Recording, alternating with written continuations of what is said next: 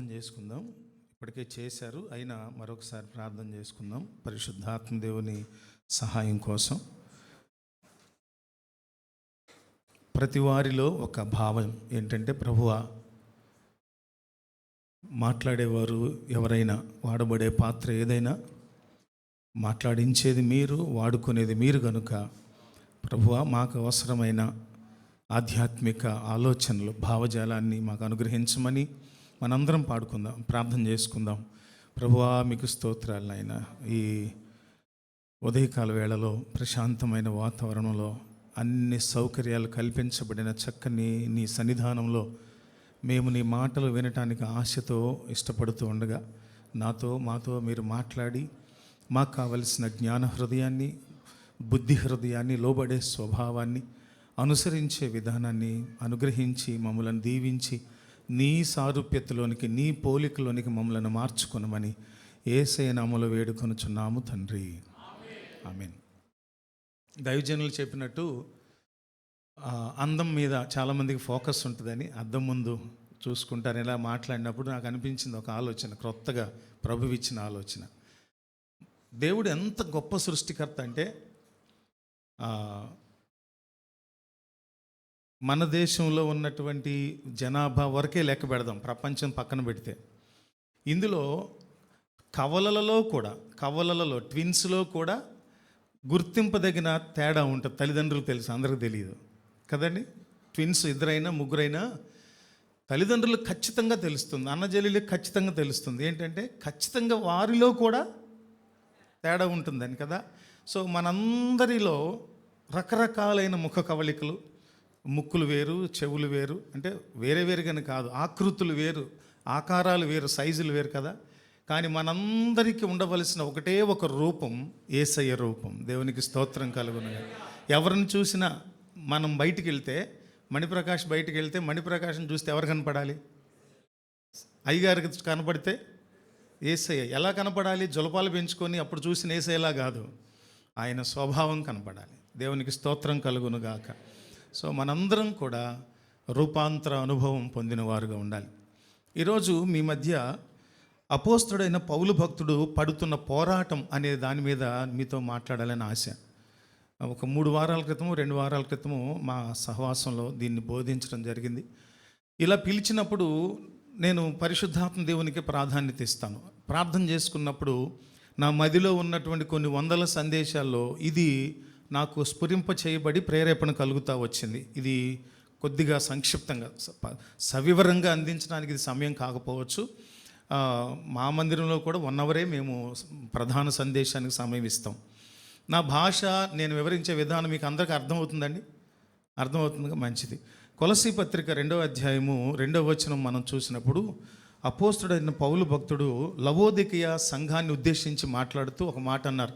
అందరూ విశ్వాసులు కదండి, ఇక్కడ అందరూ విశ్వాసులే కదా, తక్కువ శాతంలో ఎవరో ఉండుండొచ్చేమో. అందుకని విశ్వాసులకే కాబట్టి, ఆదివారం కాబట్టి, పునరుత్థాన శక్తి చేత, బలం చేత మనందరం నింపబడవలసిన వారుగా ఉన్నాం కాబట్టి ఖచ్చితంగా మనము ఒక బలమైన వాక్యం ద్వారా సిద్ధపడటం మనకు ఆశీర్వాదం అని నమ్ముతున్నాను. పౌలు భక్తుడు లవోదికయ సంఘానికి ఉద్దేశించి రాస్తూ 2వ అధ్యాయం 1వ వచనం నుంచి నేను చదువుతున్నాను, దయచేసి చూడండి.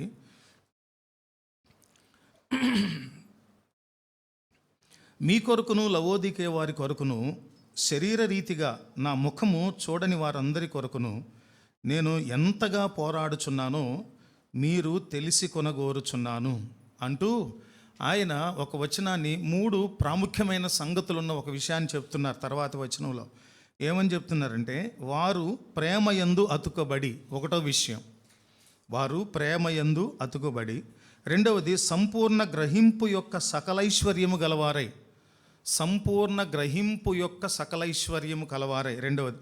మూడవది ఆయన ఏమంటున్నారంటే, దేవుని మర్మమయ్యున్న క్రీస్తును, దేవుని మర్మమయ్యున్న క్రీస్తును స్పష్టముగా తెలుసుకున్న వారై తమ హృదయములలో ఆదరణ పొందవలెనని వారందరి కొరకు పోరాడుచున్నారు. 2 మార్లు చెప్తున్నారు. మొదటి వచనంలో కూడా పోరాడుతున్నానని చెప్తున్నారు, ఇక్కడ కూడా పోరాటం. ఈ పోరాటం భౌతికమైనది కాదు.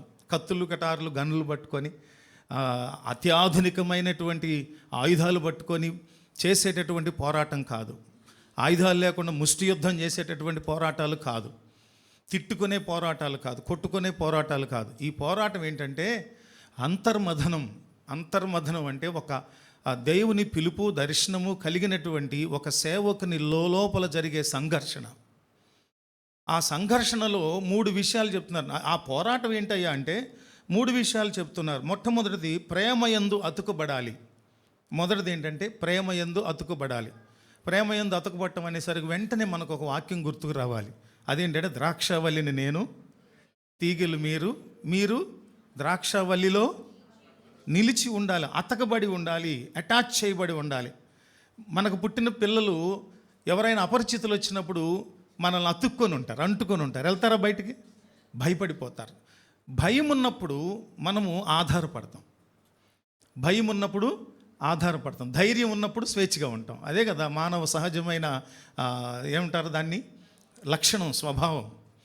అట్లాగే అతుకుబడి ఉండటం అనేది మనకు అవసరం. ఎందుకనంటే మనకు క్షేమం కావాలన్నా, పోషణ కావాలన్నా, ఆయన పోలికలోనికి మనం మార్చబడాలన్నా దేవునితో అతుకుబడి ఉండే అనుభవం కావాలి. అది ఖచ్చితంగా అపోస్తలుడైన పౌలు భక్తునికి ఉన్న లోపల సంఘర్షణ, పోరాటములో ఆ అనుభవం కలగాలనేటటువంటి పోరాటంలో ఒక భాగం, ఒక అనుభవం. అందరము అతుకుబడి ఉండాలి. దైవజనుల ఆరాటం కూడా అదే. ఏంటంటే మనందరము దేవునితో ప్రేమయందు అతకబడాలి. ఎవరి ప్రేమయందు చెప్పండి? దేవుని ప్రేమయందు. పోల్చుకొనుటకు వీలు లేని ప్రేమ. అది లోకములో ఉన్న మనుషుల ప్రేమలైతే భార్య ప్రేమ ఒక రకంగా ఉంటుంది, భర్త ప్రేమ ఇలా రకరకాల ప్రేమలు ఉంటాయి. దేవుని ప్రేమ అగాపే ప్రేమ. అది అద్భుతమైన ప్రేమ, అవ్యాజమైన ప్రేమ.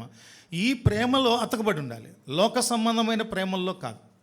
కరువైన, ఖడ్గమైన, శ్రమ అయినా, హింస అయినా, రాజులైనా, అధికారులైనా, ఏదైనా సరే క్రీస్తు ప్రేమ నుండి మనలను ఎడబాప నేరమని ఎవరు చెప్పగలరంటే అతకబడి ఉన్నవాళ్ళు. దాని గురించి మనం ఈరోజు మాట్లాడుకోవట్లేదు. కానీ పౌలు భక్తుని పోరాటంలో అది మొదటి విషయం. రెండవది ఏంటంటే ఆయన అంటున్న మాట, సంపూర్ణ గ్రహింపు యొక్క సకలైశ్వర్యము గలవారే. సంపూర్ణ గ్రహింపు అంటే ఏదైనా ఒక విషయాన్ని గూర్చి 100కి 100 పాళ్ళు తెలుసుకునేటటువంటిదే ఒక సకల ఐశ్వర్యం అంట. అది గొప్ప ఐశ్వర్యం అట. అర్థమవుతుందండి?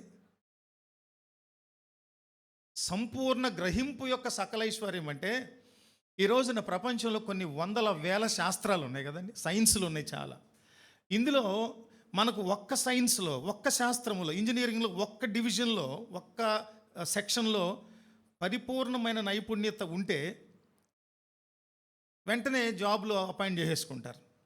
కొన్ని వేల శాస్త్రాలు తెలిసిన ఉంటే లోకంలో ఈ ఫలానా వ్యక్తికి ఒక్క శాస్త్రం మీద పరిపూర్ణమైన నాలెడ్జ్ ఉంటే తీసుకువెళ్ళిపోయి చక్కగా లక్షలు ఆఫర్ చేసి ఉద్యోగాలు ఇస్తారు కదా.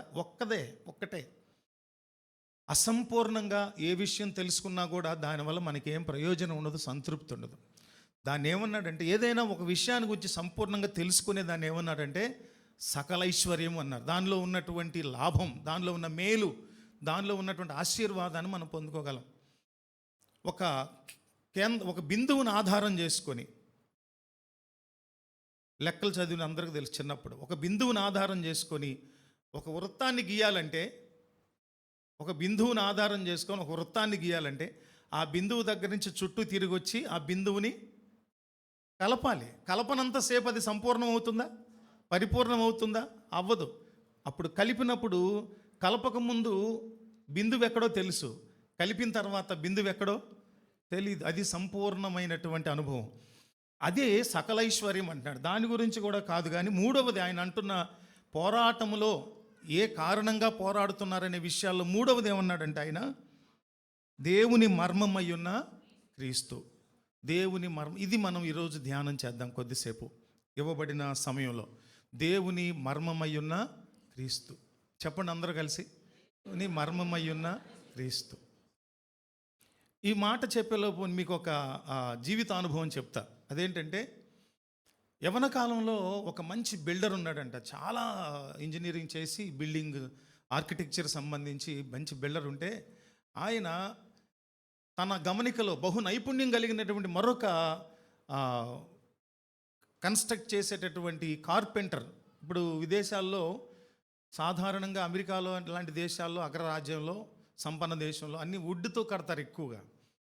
ఇళ్ళన్నీ కూడా వుడ్తో కడతారు. జపాన్ లాంటి దేశంలో, భూకంపాలు వచ్చే దేశాలు వుడ్తోనే కడతారు.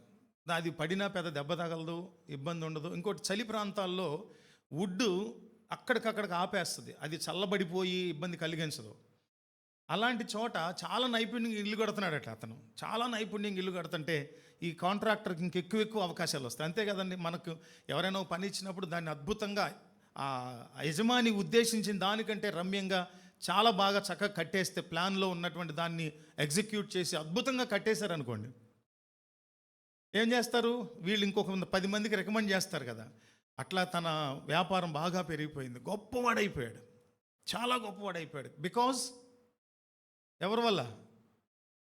ఈ కార్పెంటర్, చక్కగా నైపుణ్యంగా కట్టేటటువంటి కార్పెంటర్ ద్వారా, ఆ కడతన్న ఇళ్ళ ద్వారా పేరు ప్రఖ్యాతులు వచ్చేసినాయి. సమానంగా ఇద్దరు వృద్ధులైపోయారు. మొత్తం మీద కోట్లు సంపాదించాడు ఇతను, యజమాని.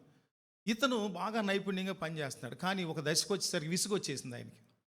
ఎవరైనా బలం తగ్గిపోయిన తర్వాత, ఒక దశకి వెళ్ళిన తర్వాత విసిగిపోతారు కదా. అనుకున్నాడంటే ఆ మనసులో, ఇక మానేద్దాం రా బాబు, ఇంక చాలు. ఎందుకంటే ఇతను పనికి తగ్గట్టుగా ఇస్తున్నాడు, కానీ మానేద్దాం అనుకున్నాడు. విసుగు వచ్చేసింది, చెప్పేశాడు, నేను ఇంకా చేయలేను, నన్ను వదిలేసి. అంటే ఆయన బతిలాడాడట బిల్డరు, ఏమనంటే ఈ ఒక్క ఇల్లు కట్టేళ్ళు, లాస్ట్ చివరి ఇల్లు ఇది ఒక్కటి కట్టేళ్ళు అని అడిగితే మనవాడు విసిగిపోయి ఉన్నాడు కదా. ఎవరు? ఎక్స్పర్ట్ అయినటువంటి నైపుణ్యం కలిగిన కార్పెంటర్ ఏం చేశాడంటే, అనవసరం, ఇంతకాలం కడితే కట్టాము, నైపుణ్యంగా కట్టాము, ఇంకేంది, ఇంకా బాగా కడితే ఇంకా మళ్ళీ అవకాశాలు వస్తాయి, మళ్ళీ కట్టమంటాడు అని అతి నాసిరకమైనటువంటి చెత్త సరికేసి, వీక్గా తుప్పు పట్టేసిన మేకులతో, చెత్తా చెదారంతో ఒక దిక్కుమాలి నీళ్ళు ఒకటి కట్టేసి, కట్టేశాను అని చెప్పేసి అన్నాడట. ఇటు రమ్మని పిలిచి ఆ ఇంటి తాళాలు, కొత్తగా కట్టిన ఇంటి తాళాలు తీసి ఇతనికి ఇచ్చి, దీంతో నువ్వు ఇంట్లో హాయిగా బతుకన్నాడు. ఏమర్థమైంది మీకు? చాలా మార్లు మనం ఎంత కష్టపడుతున్నప్పటికీ కూడా మనకు దొరికే ఆశీర్వాదాలను మనం గ్రహించలేము. మనకు దొరికే ఆశీర్వాదాలు మన దగ్గరకు వచ్చి దాటి వెళ్ళిపోతూ ఉంటాయి చాలాసార్లు. ఎంతమందికి ఉంది అనుభవం? ఎంతమందికి ఉందండి? నాకు కూడా అనుభవాలు ఉన్నాయి. చాలా మార్లు మనకు తెలియకుండా కొన్ని ఆశీర్వాదాలు దాటి వెళ్ళిపోతూ ఉంటాయి. ఆలోచించాలి. ఎలా ఆలోచించి ఉండాల్సింది ఇతను? ఇంతకాలం నేను కష్టపడి పనిచేసినందుకు అతను ఆశీర్వదించబడ్డాడు కాబట్టి, అతనిని గురించి నెగిటివ్గా ఆలోచించకుండా పాజిటివ్గా ఆలోచించి నా కొరకు ఏదో ఒకటి ఇస్తాడు, చేస్తాడనే ఆలోచన ఉండుంటే, ముందు కట్టిన ఇల్లు ఎంత నైపుణ్యంగా అద్భుతంగా కట్టాడు, తర్వాత కూడా అలానే కట్టేవాడు. కొన్నిసార్లు మనకు అర్థం కాదు. అందుకని చాలా జాగ్రత్తగా సునిశ్చిత పరిశీలన అంటారు తెలుగులో. సునిశ్చిత పరిశీలన అంటే చాలా వెంట్రుక వాసి విషయాలు కూడా గమనించుతూ ఉండాలి మనం. అందుకని ఈ మాట ఎందుకు చెప్పానంటే, వినేటటువంటి మిగిలిన సమయంలో మనం చాలా జాగ్రత్తగా దేవుని మాటలు వినాలి. ఈ మూడవది, ఆయన లవోదికీయ సంఘానికి రాస్తూ అంటున్న పోరాటం చేస్తున్నా నేననే మాటలో ఆయన మూడవ రీజన్ చెప్తున్న మాట ఏంటంటే, దేవుని మర్మమై ఉన్న క్రీస్తును స్పష్టంగా తెలుసుకోవాలి. ఈ రోజున ఎందుకు తెలుసుకోవాలి? మనందరం స్పష్టంగా ఎందుకు తెలుసుకోవాలి? సంపూర్ణ గ్రహింపు యొక్క సకలైశ్వర్యం అన్నాడు. దీని వెనుకున్న రెండవ రీజన్ అన్నాడు కదా. అంటే ప్రతి వారికి కూడా వారున్నటువంటి విధానంలో ఉన్న సంగతులను గూర్చి పరిపూర్ణమైన అవగాహన ఉండాలి. దైవజనులు బోధిస్తున్నారు, మేము బోధిస్తున్నాం, ఇంకా దైవజనులు బోధిస్తున్నారు, టీవీలో వాక్యాలు వింటున్నారు. వీటన్నిటిలో ప్రతి విషయాన్ని గురించి నీకు సంపూర్ణమైన అవగాహన కలిగితే, పూర్తిగా తెలుసుకోగలిగితే, ఏమన్నాడు ఆయన? స్పష్టముగా తెలుసుకున్న వారే అన్నాడు. మర్మమయ్యున్న క్రీస్తును స్పష్టంగా తెలుసుకునేది ఎందుకు? మర్మమయ్యున్న అంటే, మర్మం అంటే ఏంటండి? నేను ఇప్పుడు జేబులో చేయబెట్టి ఇలా తీసి గుప్పిలి విప్పకుండా ఇందులో ఏముందో చెప్పండి అంటే ఎవరు చెప్పగలరు? ఎవరు చెప్పగలరు? నా భార్య చెప్పగలదు. నా జేబులో ఏముంటాయి ఆవిడ తెలుసు కాబట్టి. 4 ఆప్షన్లు ఉంటాయి మహా అయితే. 4వది చెప్పుద్దేమో, మొదటే చెప్పొచ్చు. ఎందుకనంటే నన్ను గూర్చిన అవగాహన ఆవిడ కొంత ఉంది. దేవుని మర్మమయ్యున్న క్రీస్తును గూర్చి స్పష్టంగా తెలుసుకుంటే మనం ఏం చేయగలం అంటే, అంత స్పష్టంగా తెలియని వారికి ప్రకటించగలుగుతాం. దేవునికి స్తుతి కలుగును గాక. ఈ పరిచర్యలో ఉన్న పేరులో ఏముంది? పేరు చెప్పండి. షాలోమ్ ఇవాంజలికల్ అంటే అర్థం ఏంటి? ఇవాంజలైజ్ అంటే ప్రకటించు, సువార్తను ప్రకటించుట. అంటే మర్మమయ్యున్న క్రీస్తు వారిని గూర్చినటువంటి పరిపూర్ణమైన స్పష్టమైన అవగాహన మనకు కలగాలి. అలా కలిగినప్పుడు ఆ ప్రకటించే ప్రకటన చాలా శక్తివంతంగా ఉంటుంది. సువార్తకు సహజంగా శక్తి ఉంది. ఆ సువార్త కూడా దేవుని మనస్సులో క్రీస్తు వారిని గూర్చిన ఉద్దేశం ఏముందో తెలుసుకోవాలి. దేవుని మర్మమయ్యున్న, చెప్పండి నాతో కలిసి, దేవుని మర్మమయ్యున్న క్రీస్తును ప్రకటించాలి. అందుకనే మనము గమనించినప్పుడు మూలాల్లోనికి వెళితే మొట్టమొదట పౌలు భక్తుడే అంటున్నటువంటి మాట ఏంటంటే, ఆయన రోమపత్రిక 16 అధ్యాయము 25 నుంచి 27 వచనాలు చూసినప్పుడు, మీరు తర్వాత చదువుకోండి, రాసుకుంటే మంచిది.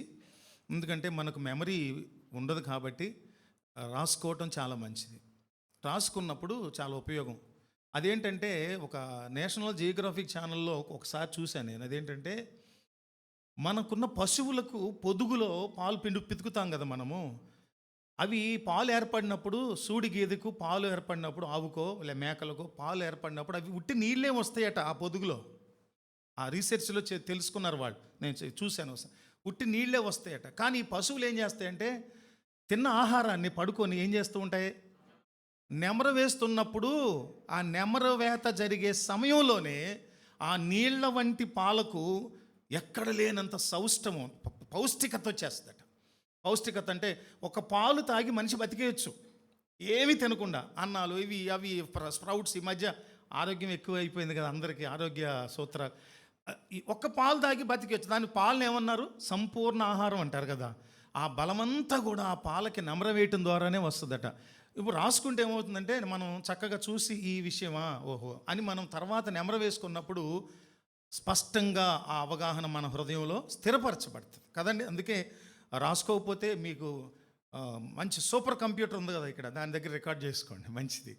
అక్కడ అంటున్న మాట ఏంటంటే, ఆయన రోమపత్రిక 16:25 నుంచి 27 నేను చదువుతానండి. సమస్తమైన అన్యజనులు విశ్వాసమునకు విధేయులగున్నట్లు అనాది నుండి రహస్యముగా ఉంచబడి ఇప్పుడు ప్రత్యక్షపరచబడిన మర్మము నిత్యదేవుని ఆజ్ఞ ప్రకారం ప్రవక్తల లేఖనముల ద్వారా వారికి తెలియపరచబడినది. తర్వాత ఈ మర్మమును అనుసరించి ఉన్న నా సువార్త ప్రకారంగాను అంటాడు ఆయన. ఆయన సువార్త అంటున్నాడు, ఆయన ప్రకటించిన సువార్త. ఆయన ప్రకటించిన సువార్తలో ఉన్న యేసయ్య చరిత్ర. అయితే ఇక్కడ అంటున్న మాట ఏంటంటే, దేవుని మర్మమయ్యున్న క్రీస్తును గూర్చి మొట్టమొదట ప్రపంచానికి చెప్పిన వారు ఎవరంటే ప్రవక్తలు అంటున్నాడు ఈయన. ఏమంటున్నారు ఇక్కడ చెప్పండి? ఎవరి ద్వారా అంట? అనాది నుండి రహస్యముగా ఉంచబడి ఇప్పుడు ప్రత్యక్షపరచబడిన మర్మము నిత్యదేవుని ఆజ్ఞ ప్రకారం ప్రవక్తల లేఖనముల ద్వారా వారికి తెలుపపరచబడి ఉన్నవి. ప్రవక్తల లేఖనాలు. దేవుడు సంఘ క్షేమాభివృద్ధి కొరకు భవిష్యత్తులో సంఘము అభివృద్ధి ఎలా పొందాలి, భవిష్యత్తులో అపవాది కుతంత్రాలను, అపవాది అగ్నిబాణాలను ఎలా ఎదుర్కోవాలి, లేదా అపాయకరమైన పరిస్థితుల గుండా ప్రయాణించవలసి వచ్చినప్పుడు, సంఘము, విశ్వాసులు, సేవకులు ప్రతికూల పరిస్థితుల గుండా ప్రయాణించవలసి వచ్చినప్పుడు, యూనివర్సల్ చర్చి, సార్వత్రిక సంఘం ప్రతికూల పరిస్థితుల గుండా ప్రయాణించవలసి వచ్చినప్పుడు సంఘం ఏ చర్యలు తీసుకోవాలి అనే విషయాన్ని సుస్పష్టంగా ప్రవక్తల ద్వారా దేవుడు రాయించి పెట్టారు. ఆ ప్రవక్తల ద్వారా రాయించి పెట్టిన సంగతులను దేవుడు ఎలా చెబితే, ఏమి రాయించమంటే అదే చెప్పాలి ప్రజలకి. ఈ మధ్యకాలంలో చాలామంది ప్రాచుర్యం పొందాలి, ఓవర్ నైట్ ప్రజల్లో ప్రాచుర్యం పొందేయాలనేటటువంటి ఉద్దేశంతో చాలామంది బైబిల్లో లేనటువంటి అనేకమైనటువంటి వక్ర భాష్యాలను సంఘాల్లో ప్రజల్లో చొప్పిస్తూ లేఖనంలో ఉన్నటువంటి సంగతులను విస్మరించేసేటట్లుగా ప్రజలను దేవుని దూరం అయిపోయేటట్లుగా చేస్తున్నారు. ఇర్మియా ప్రవక్త గారైతే మామూలుగా రాయలేదు. దేవుడు ఏం చెప్పారో వాటిని ఎంత కోపంతో సంఘానికి హెచ్చరిక అవసరమో అంత గట్టిగా చెబితే అంత గట్టిగానూ చెప్పారు, ఏమి దాచుకోలేదు. నీనివే పట్టణ ప్రజలు దుర్మార్గులు చంపేస్తారని తెలిసిన తర్వాత ఏం చేశారు? ఏం చేశారండి? ఆయన ధైర్యంగా వెళ్ళి ప్రకటించాడు నీనివే పట్టణ ప్రజలకి. ధైర్యం, చంపేస్తే చంపేశారు పర్లేదని. ప్రవక్తలు దేవుని మర్మాలను ప్రజలకు బయలుపరిచారు. ఇక్కడ ఒక ప్రశ్న, దేవుడు నేరుగా ప్రజలకే ప్రవచనాలు చెప్పవలసిన సంగతులను దేవుడే ముందుగానే ప్రవచనాలు చెప్పేయచ్చుగా. ప్రవక్తల చేత చెప్పబడినటువంటి సత్యాలను, లేఖనాలను ప్రజలకే నేరుగా చెప్పొచ్చుగా. దేవుడు ప్రవక్తలకే ఎందుకు చెప్పారు? ఎవరైనా చెప్పగలరా? ప్రజలు దేవునితో సంబంధ బాంధవ్యాలు కలిగి లేరు, అందుకే ప్రవచనం అవసరం. ప్రజలలో దేవుని స్వరాన్ని వినే, దేవుని ప్రత్యక్షతను, వాక్ ప్రత్యక్షతను కానీ, మహిమ ప్రత్యక్షతను కానీ, ముఖ ప్రత్యక్షతను కానీ చూచేటటువంటి అనుభవంతో లేరు. ఎప్పుడు కూడా దేవుని మీద తిరుగుబాటు చేస్తూ, ఎప్పుడు కూడా దేవుని జనాంగమయ్యుండి కూడా దేవుని మీద సణుక్కుంటూ, గొణుక్కుంటూ తిరుగుబాటు చేసే ప్రజలు ఎన్ని మేలులు పొందినా వారి బతుకులో చూడలేనటువంటివి, వారి వెనుక తరాలు కానీ, వారి తరువాతి తరాలు కానీ, ఆ ప్రస్తుత తరాలు కూడా చూడలేనటువంటి అనేకమైన ఊహకు మించిన అద్భుత కార్యాలు వారు చూశారు. చూసి కూడా తిరుగుబాటు చేస్తారు. ఈ దేవుడు మాకేమీ చేయలేదంటారు, ఈయన అసలు మాకు తండ్రే కాదంటారు. అందువల్ల దేవుడు ప్రవక్తలు మాత్రమే దేవునికి లోబడి చావైనా బతుకైనా జీవించారు. కాబట్టి దేవుడు వారికే తెలియజేశారు. తర్వాత ఏమంటారంటే పౌలు భక్తుడు అతిశయంగా చెప్పే విషయాలు చాలా ఉంటాయి. మీరందరూ విశ్వాసులకు బాగా తెలుసు. పౌలు భక్తుడు తనకున్న జ్ఞానాన్ని బట్టి అతిశయంగా ఉండడు. తను పడినటువంటి విషయాల్లో ఎప్పుడు చెప్పాలో, ఎప్పుడు ఆ విషయాలు అవసరమో అప్పుడే రాస్తారు. అలా రాస్తూ ఆయన అంటారు, ఎఫెసీ పత్రిక 3:3లో, ఎఫెసీ పత్రిక 3:3-4 చూసినప్పుడు, ఎట్లనగా క్రీస్తు మర్మము దేవ దర్శనము వలన నాకు తెలియపరచబడినదను సంగతిని గూర్చి మునుపు సంక్షేపముగా మీకు రాశాను. ఆది అపోస్తలులు అంటే ఎవరండి? అపోస్తలులు అంటే తెలుసు, అంటే ఎవరు? దేవుని చేత పంపబడిన వారు, అంతేనా? అపోస్తలులు అంటే ఏమంటే మీకు అయ్యగారు చాలా విషయాలు చాలా సంవత్సరాలు మీకు నేర్పుతున్నారు. నేను అవన్నీ మీకు తెలియవని చెప్పట్లా, మరొక మారు జ్ఞాపకం చేస్తున్నా. గుట్టిపాటి యేసుదాస్ గారని మంచి రచయిత, బహుముఖ ప్రజ్ఞాశాలి. ఆయన చాలా పాటలు రాశారు. మేము రాసిన వాళ్ళు పాడుకుంటారు, వాళ్ళు రాసిన నేను పాడుకుంటా. ఆయన ఒక పాట రాశారు, అది పల్లవే నన్ను ఎప్పుడు కట్టేస్తుంది అంతగా. ఎప్పుడో పిలిచిన దేవుని క్రొత్తగా చూస్తున్నాను, ఆయనకు నా ఎడ కలిగే హెచ్చైన వాత్సల్యం, దినదినము నన్నెంతో ధైర్యపరుచుచున్నాడు, ఘనమైన తన కార్యాలు జరిగిస్తూ ఉన్నాడు.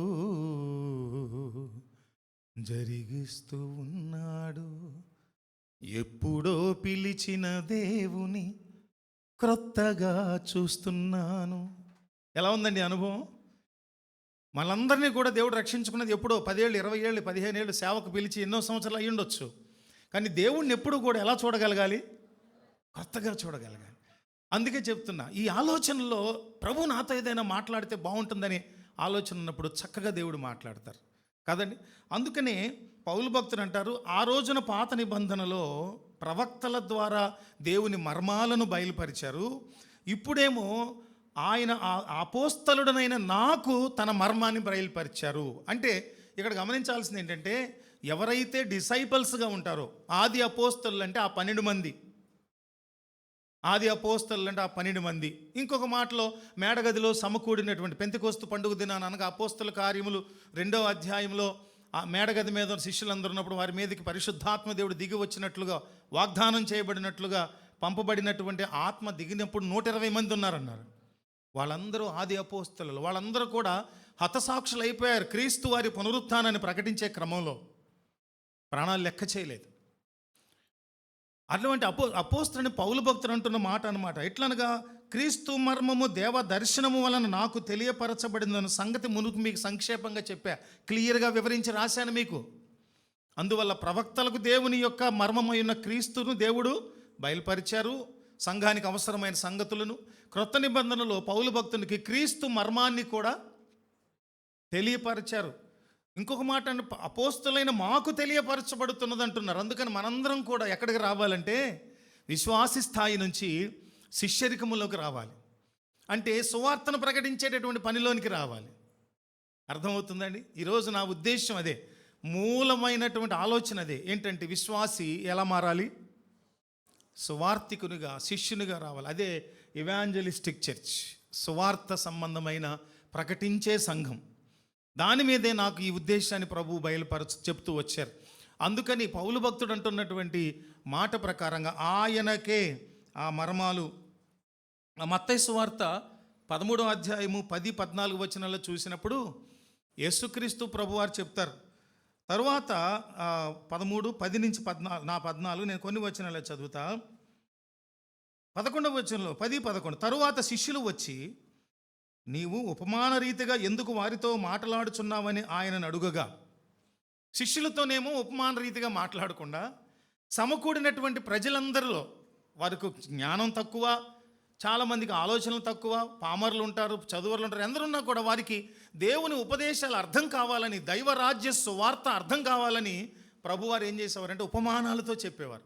ఎందుకు చెప్తున్నారు ప్రభువా అని శిష్యులు అడిగితే ఆయన 11వ వచనంలో ఏమంటున్నారు చూడండి. 11వ వచనంలో, పరలోక రాజ్య మర్మములు ఎరుగుట మీకు అనుగ్రహించబడి ఉన్నవి కానీ వారికి అనుగ్రహించబడాలి. అంటే ఏంటంటే అపోస్తలత్వంలోనికి వచ్చిన వారికి, శిష్యరికంలోనికి వచ్చిన వాళ్లకు, దేవుని సహవాసములో నిరంతరం బలపరచబడుతూ ఎదుగుతున్న వారికి మాత్రమే ఏం చెప్పబడతాయంటే దేవుని మర్మాలు తెలియచేయబడతాయి కదండి. మనం అందరం కోరుకోవాలి. ఇప్పుడు ఏమని కోరుకోవాలి? ప్రభువా, మీ మర్మమై ఉన్న క్రీస్తు వారిని మాకు స్పష్టముగా తెలియజేస్తే, స్పష్టంగా తెలుసుకున్నందువల్ల, అరకొరగా కాదు, కొంచెం కొంచెంగా కాదు, సుస్పష్టంగా తెలుసుకున్నందువల్ల మనము దైవజనులైన వారు, ప్రవక్తలైన వారు, అపోస్తలులైన వారు ప్రకటించినప్పుడు ఎంతటి శక్తి విడుదలవుతుందో, ఎంతటి కార్యము విశ్వాసుల హృదయాల్లో జరుగుతాయో, అన్యులైన వారి హృదయాలలో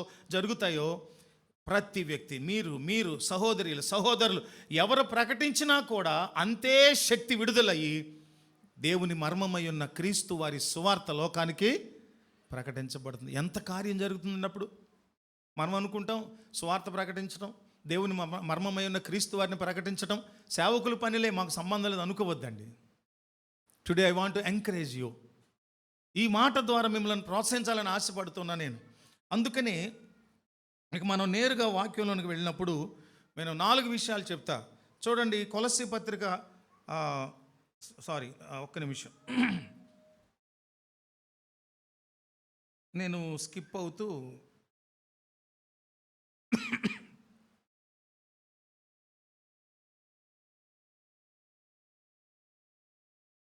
ఎఫెసీ పత్రిక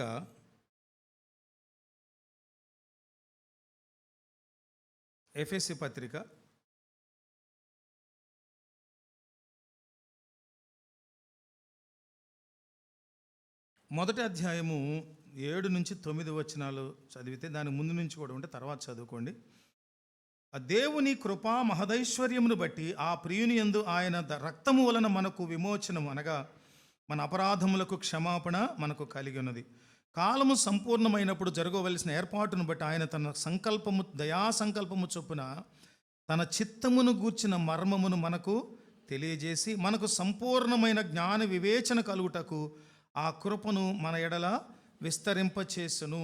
అది ఏమంటాడంటే, తర్వాత వచనాలు ఏమంటాడంటే, ఈ మర్మమును బట్టి, తర్వాత చదవండి, ఈ మర్మమును బట్టి పరలోకమందున్నవే కానీ భూమి మీద ఉన్నవే కానీ సమస్తమును క్రీస్తునందు ఏకముగా సమకూర్చవలెనని తనలో తాను నిర్ణయం. దేవుని మనస్సులో మనం కొలసి 2:2 చదువుకున్నప్పుడు ఏమనుంది? దేవుని మర్మమయ్యున్న క్రీస్తును ప్రకటించాలని నేను పోరాడుతున్నాను అనే విషయంలో ఇక్కడ ఆ క్రీస్తు మర్మాన్ని ఎఫెసీ పత్రికలో మొట్టమొదట రాస్తున్నారు. ఆ మర్మం మొదటిది ఏంటంటే, పరలోకమందున్నవే కానీ భూమి మీద ఉన్నవే కానీ సమస్తమును క్రీస్తునందు ఏకముగా సమకూర్చటం. మొత్తాన్ని తీసుకొచ్చి ఒక చోట పెట్టాలని.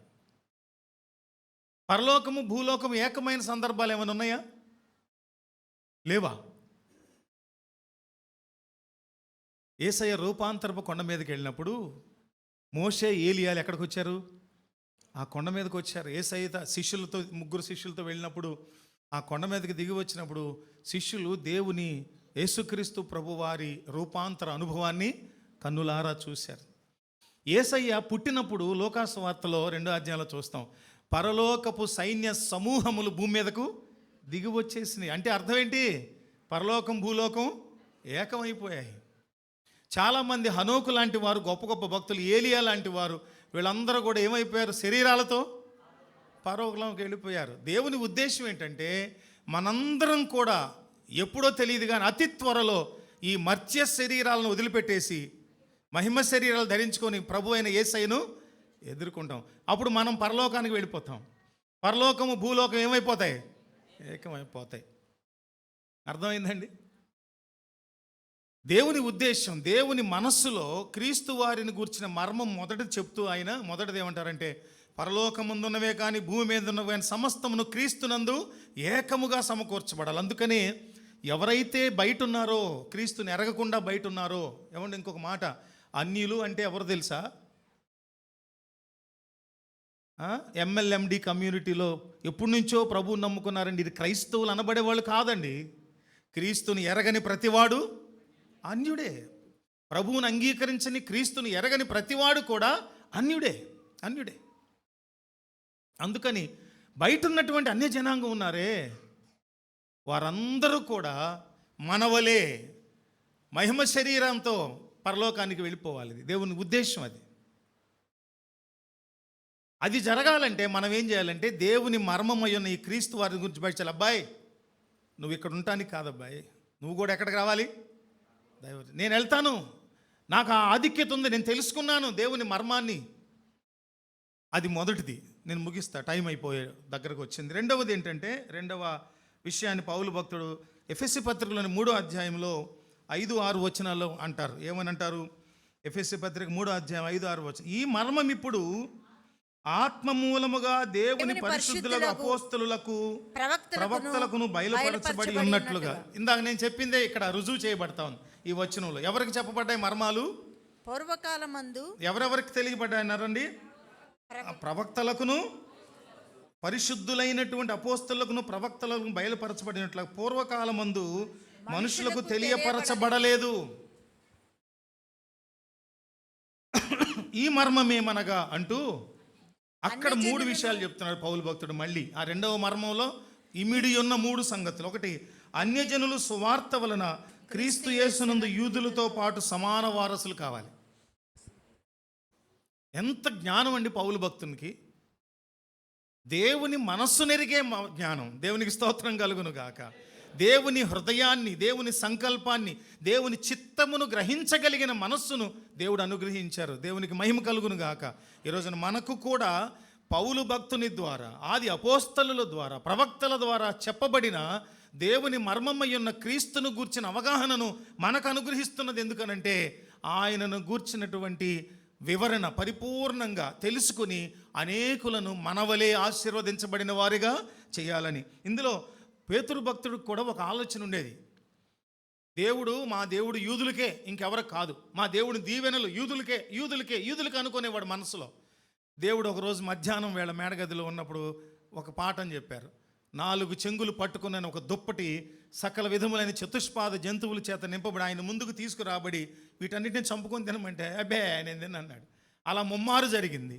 అప్పుడు ప్రభు మాట్లాడారు. ఏమని మాట్లాడారంటే, యూదులు అని కాదబ్బాయి, నేను సమస్త జనులకు నేను దేవుడను అని అన్నారు. అందుకనే ఇక్కడ అన్యజనులు సువార్త వలన క్రీస్తు యేసునందు యూదులతో పాటు సమాన వారసులు కావాలి.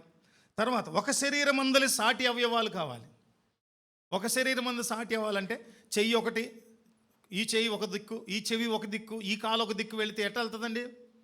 ఎడ్ల బండి లాగేటటువంటి ఒంటెద్దు బళ్ళు, 2 ఎద్దుల బళ్ళు ఉంటాయి కదా, అది అటు ఇది ఎటు లాగితే ఎలపడితే దాపడదు అంటారే, అటు లాగేస్తే కుదరదు కదా. అందువల్ల ఒక శరీరమందల అవయవాలు మనము అవ్వాలని దేవునిలో ఉన్న క్రీస్తు వారిని గుర్చిన. మూడవది, వాగ్దానములో పాలివారునై ఉండాలి. వాగ్దానంలో పాలివారంటే అబ్రహాముకు దేవుడిచ్చిన వాగ్దానం మనకు ప్రామాణికం మూలమైనప్పుడు దానిని మనందరం స్వతంత్రించుకున్నాం. అబ్రహాముకు దేవుడిచ్చిన వాగ్దానాన్ని మనందరము స్వతంత్రించుకున్నాం. అందువల్ల వాగ్దానములు అందరూ పాలివారే. యూదులేమి, గ్రీసు దేశస్థులేమి, ఇప్పుడున్నటువంటి మన దేశం ఏంటి, ఏ దేశం ఏంటి, ప్రపంచంలో ఏ భాష వారైనా, ఏ మతాన్ని ఆచరిస్తున్న వారైనా, ఎవరైనా సరే, బౌద్ధులైనా, జైనులైనా, జొరాస్ట్రియన్లైనా, ఇస్లామిక్లో ఉన్నా, ఎందులో ఉన్నా అందరికీ కూడా అందరూ కూడా వాగ్దానములో పాలివారే. అందరూ వాగ్దానంలో పాలివారే. అందుకని మనము దేవుని మర్మమై ఉన్న క్రీస్తు వారిని గుర్చినటువంటి ఏమన్నాడు, స్పష్టముగా అవగాహన కలిగి ఉండాలి. స్పష్టంగా అవగాహన కలిగి ఉండాలంటే మన దృక్పథం మారిపోవాలి. ఈవేళ నుంచి అయ్యగారులు బోధించే, మన అయ్యగారు, మన కాపరి బోధించే బోధలో ప్రతి విషయాన్ని, ప్రతి సత్యాన్ని బాగా ఏం చేయాలండి, అవపోసన చేసుకోవాలి. అంటే నరనరాల్లో జీర్ణింపజేసుకోవాలి. మనం బయటికి వెళ్ళి ప్రకటించేటప్పుడు ఆ నేర్చుకున్న సంగతులు, క్రీస్తు, దేవుని మర్మమై ఉన్న క్రీస్తును ప్రకటించేటప్పుడు గొప్ప శక్తివంతంగా ఆ కార్యం పనిచేసి ఆ బండ మొండి రాతి హృదయాలు ఏమైపోతాయి, బద్దలైపోతాయి. పరిశుద్ధాత్మ దేవుడు కార్యం చేస్తారు. అదే పుస్తకంలో 3వది చూద్దాం, దేవుని మర్మమైన క్రీస్తును గురించిన సత్యం. అదేంటంటే 5వ అధ్యాయము 31-32 వచనాలు. వివాహం సందర్భంలోనే చదువుతారు కదా ఇవి సహజంగా ఈ బైబిల్ రీడింగ్లో. ఇప్పుడు చదువుదాం. ఈ హేతువు చేత పురుషుడు తన తండ్రిని తల్లిని విడిచి తన భార్యను హత్తుకొను, వారిద్దరూ ఏక శరీరులగుదురు. ఈ మర్మము గొప్పదైతే నేను క్రీస్తును గూర్చియు సంఘమును గూర్చియు, అనగా మనకును దేవునికి మధ్య ఉన్నటువంటి సంబంధం, ఒప్పందము, దేవునితో మనము పాపంలోంచి బయటకు వచ్చినప్పుడు క్రీస్తు ప్రభువారు మనకిచ్చినటువంటి పాప క్షమాపణ నిశ్చయత ద్వారా మనము క్రీస్తు వారితో ప్రధానము చేయబడ్డాం. రేపు మధ్యాకాశంలో విందు జరుగుతుంది. మనందరం కూడా ఏం చేయబడతామంటే దేవునితో సంఘం. షోలమితి ఏమంటది, పరమగీతాల్లో షోలమితి ఏమంటదంటే, ప్రియుడు నావాడు, నేను ప్రియుని దానను. మనం దేవునితో ఏం కలిగి ఉన్నాం, మనం సత్సంబంధం, సహవాసం కలిగి ఉన్నాం. ఆ బంధము మర్మయుతమైనది. స్త్రీని గురించి, పురుషుని గురించి కాదు నేను చెప్పేది, క్రీస్తు వారి గురించి, సంఘాన్ని గురించి చెప్తున్నానంటున్నారు. మనందరము కూడా దేవునితో ప్రధానం చేయబడ్డాం. మనందరం కూడా త్వరలో వివాహం చేయబడుతుంది. దేవుడు మనలను తనతో ఐక్యం చేసుకునే రోజు, తన రాజ్యములో స్థానమిచ్చే రోజు దగ్గరలోనే ఉంది. సిద్ధపడి ఉండాలి ఎప్పుడు కూడా. అది పౌలు భక్తుడు చెప్పినటువంటి ఎఫెసీ పత్రికలో 3వది చిట్ట చివరిది, ఎఫెసీ పత్రిక 6వ అధ్యాయము 19-20 వచనాలు చూసినప్పుడు, మరియు నేను దేని నిమిత్తము రాయివారినే సంఖ్యలలో ఉన్నానో ఆ సువార్త మర్మమును ధైర్యముగా తెలియచేయటకును నేను నోరు తెరచినప్పుడు దానిని గూర్చి నేను మాట్లాడవలసినట్లుగా ధైర్యముతో మాట్లాడుటకై వాక్శక్తి నాకు అనుగ్రహించబడినట్లు నా నిమిత్తమును పూర్ణమైన పట్టుదలతో విజ్ఞాపన చేయుచు మెలకువగా ఉండండి. ఆయన అడుగుతున్నారు, రిక్వెస్ట్ చేస్తూ ఉన్నారు. నేను దేవుని మర్మాన్ని గురించి ప్రకటించడానికి ఒక రాయబారిగా ఎలాగైతే సంఖ్యలలో ఉన్నానో, ప్రకటిస్తున్నానో, ప్రకటించడం ద్వారా కలిగే హింసలను అనుభవిస్తున్నానో, ఆ హింసల ద్వారా దినదినము నేను ఇంకొంత చేరువలోనికి, ఇంకొంత సామీప్యతలోనికి, దేవుని సహవాసంలోనికి వస్తున్నాను. కాబట్టి ఇక మీదట కూడా ఎక్కడ నేను వెళ్ళి నోరు తెరిచినా అక్కడ ఈ క్రీస్తు వారి మర్మము, సువార్త మర్మము ప్రకటించబడినప్పుడు అంతే శక్తివంతంగా హృదయాల్లో కార్యం జరిగేటట్లుగా ప్రార్థన చేయమంటున్నాడు ఆయన. దేవుని సన్నిధిలో మనము దేవుని మర్మమై ఉన్న క్రీస్తు వారిని స్పష్టంగా తెలుసుకోవటం ద్వారా, ఏమండో బోధలు మాత్రమే కాదు, నిరంతరము వేద గ్రంథాన్ని పఠనం చేయటం ద్వారా కూడా, పవిత్ర సత్యవేద గ్రంథమైన బైబిల్ని పఠనం చేయటం ద్వారా కూడా మనము దేవుని మర్మమైన క్రీస్తుని గురించి స్పష్టమైన అవగాహన కలిగి ఉండగలుగుతాం. సంపూర్ణమైన అవగాహన కలిగి ఉండగలుగుతాం. వివేచనతో కూడా వినాలి. చాలామంది ఈ మధ్యకాలంలో టీవీలో పేరు ప్రఖ్యాతులు పొందిన ఉపదేశకులుగా పేరు పొందిన వాళ్ళు కూడా చాలా తప్పుడు సిద్ధాంతాలను బోధిస్తున్నారు. ఇది తప్పుడు సిద్ధాంతం అనే వివేచన మనకు కావాలంటే ఎవరో వచ్చి మనకు నేర్పక్కర్లా, పరిశుద్ధ గ్రంథం నేర్పుతుంది. దేవునికి స్తోత్రం కలుగును గాక. దేవుని పరిశుద్ధ గ్రంథం తెలియజేస్తుంది. మన దైవజనులు కూడా మనల్ని సత్య మార్గం నడిపిస్తున్నారు కనుక వారి ద్వారా కూడా తప్పుడు బోధ కాకుండా వాక్యాధారమైన, లేఖనాధారమైన పరిశుద్ధాత్మను నడిపింపు ద్వారానే అనుగ్రహించబడే సందేశాలు వెల్లడి అవుతున్నప్పుడు వాటన్నిటిని మీరు సమకూర్చుకున్నట్లయితే, ఒక నిధిగా సమకూర్చుకుంటే అది ఏం చేస్తుందంటే మనం బయట ప్రకటించినప్పుడు గొప్ప కార్యం. పరిశుద్ధాత్మను అడుగుదాం, మనందరం లేచి నిలవబడి పరిశుద్ధాత్మ దేవుని అడుగుదామా ఒకసారి. ప్రభువా, నాకు దేవుని మర్మమై ఉన్న క్రీస్తును గూర్చిన స్పష్టమైన అవగాహన కలిగించాలని మీరు ఆశపడుతున్నారు. పౌలు భక్తుడు కూడా కోరుకున్నాడు, పౌలు భక్తుడు కూడా అడిగాడు. ఏమనంటే, నేను ప్రకటిస్తున్నా, నాకు తెలియచేయబడింది, ప్రవచనం తెలియచేయబడింది, ప్రవక్తలకు తెలియచేయబడింది, ఆది అపోస్తలులమైన మాకు కూడా దేవుని మర్మమైన క్రీస్తుని గురించి తెలియచేయబడింది. ఆయన కొలసి 2:2 అంటున్నాడు. ఏమంటున్నాడు? పోరాటము జరుగుతుంది నాలో. ఆయన పోరాటం ఏంటో మనకు అర్థమైంది కదా. పౌలు భక్తుని పోరాటములో ఉన్న ఆరాటం ఏంటో అర్థమైంది కదా. ఆ పోరాటపు అనుభవాన్ని మనం కూడా కలిగి ఉండాలని ప్రభు కోరుతున్నాడు, పరిశుద్ధాత్మ దేవుడు కోరుతున్నారు. ఆ పోరాట అనుభవం, ఆ పోరాడే అనుభవాన్ని మనం కలిగి ఉన్నప్పుడు సువార్త ప్రకటించకుండా ఉండలేం, అపోస్తలత్వంలోనికి రాకుండా ఉండలేం, క్రీస్తు వారిని సుస్పష్టంగా ప్రకటించకుండా ఉండలేము, ఖాళీగా ఉండలేము సహోదరుడా, సహోదరి. అందుకని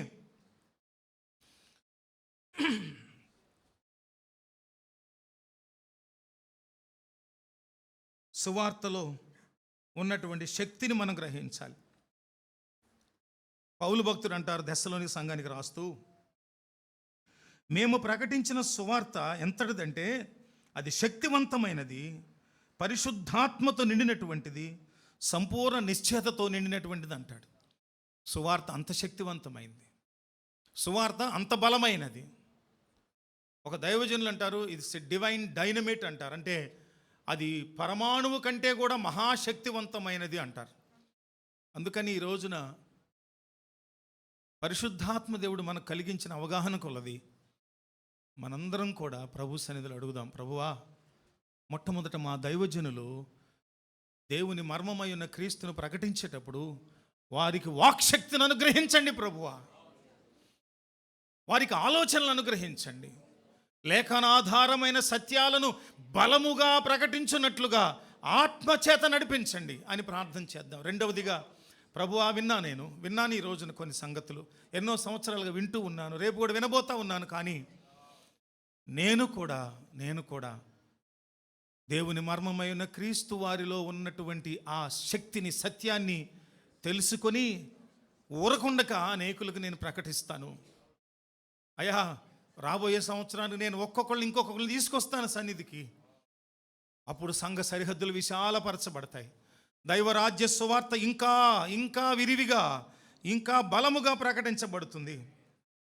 ఇంకొకటి గమనించండి, ఆది అపోస్తలుల కాలంలో ఎంతటి వ్యతిరేకతలు ఉన్నాయో సువార్త ప్రకటన విషయంలో, ఈరోజు కూడా అంతే వ్యతిరేకతలు ఉన్నాయి. అనేక ప్రతికూల పరిస్థితులు గుండా, తిరస్కారాల మధ్యలోంచి మనం ప్రయాణం చేసి వెళుతున్నాం. నైజీరియాలో దారుణంగా చంపేస్తూ ఉన్నారు క్రైస్తవుల్ని. మన దేశంలో బయటికి రానివ్వటం లేదు, కానీ చాలా రాష్ట్రాల్లో దైవ సేవకులను నరికి మూటలు కట్టి పూడ్చిపెట్టేస్తున్నారు తెలియకుండా. బయటికి వెళ్ళిన సేవకులు ఇంటికి రావట్లేదు, తెలుసా మీకు? దైవజనులు చెప్పారు, దేశం కోసం, రాష్ట్రం కోసం తెల్లవారుజామున ప్రార్థనలు చేస్తున్నారు. ఎందుకు తెలుసా? దేవుని మర్మమై ఉన్న క్రీస్తు వారిని స్పష్టముగా ఎరిగిన అనుభవంతో లోకానికి చాటాలి. అది ఎలా చాటాలంటే శక్తితో, పరిశుద్ధాత్మతో, సంపూర్ణ నిశ్చయతతో ప్రకటించాలంటున్నారు పౌలు భక్తుడు. అందుకని ఈ లోకంలో గమనించినప్పుడు చాలామంది మేధావులైనటువంటి వారి గురించి మాట్లాడుతూ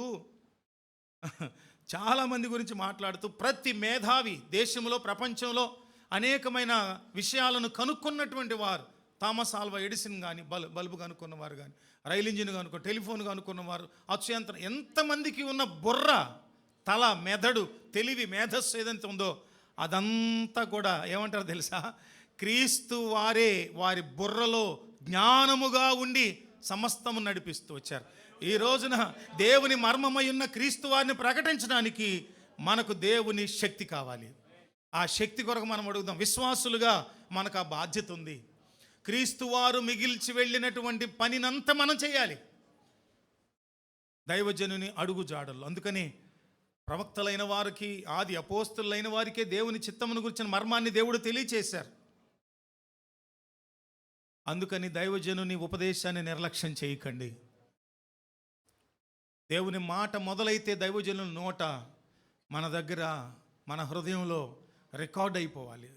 పిన్ టు పిన్ రికార్డ్ అయిపోవాలి. అక్షరం టు అక్షరం, ఆలోచనల వెంబడి ఆలోచన. లోకంలో ప్రయాణించేటప్పుడు ప్రతి పరిస్థితిని ఎదుర్కోగలిగినటువంటి శక్తినిచ్చే మాటలు హృదయాల్లో భద్రపరచుకోవాలి మనం.